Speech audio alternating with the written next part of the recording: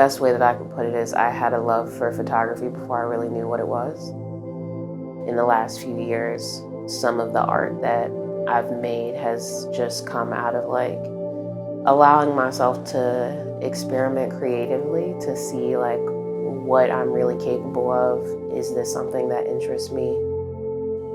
Really, it's what I have hanging around, especially in terms of what I'm working on, like the surface, whether it's paper or it's canvas paper or it's regular canvas or wood or whatever. And then I kind of go with the feel of the material.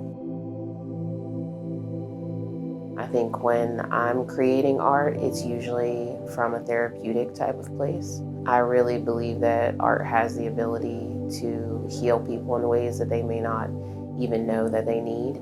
That is always a core element for me. I think I try to create art and even create art experiences that can be relatable or accessible to most people. I really try to take that into consideration the more that I understand like what disability can manifest as or how it manifests. It's caused me to operate in a more intentional, more aware way that kind of exists outside myself is what I'll say. I started as a kid, like I just was always artistic. Anything I could touch and make marks with, I like to do. And it was also a way for me to, I think, explain my world. So all of that kind of makes sense to me now that I had a late life diagnosis. And so that was my way of like, just even trying to show the things that I saw.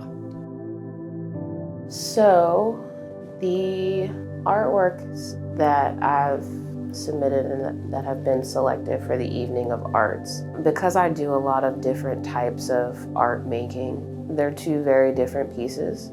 The one piece that's a triptych framed photography piece of bees just doing bee things. And the other is a paint pour mixed media called Believe. And I really try to incorporate positive messages because I think that like our mindset and our perspectives shape how we move through the world and what we believe ourselves to be capable of. And so that's really what that piece reflects. And also in creating it, that's kind of something that I was exercising at the same time.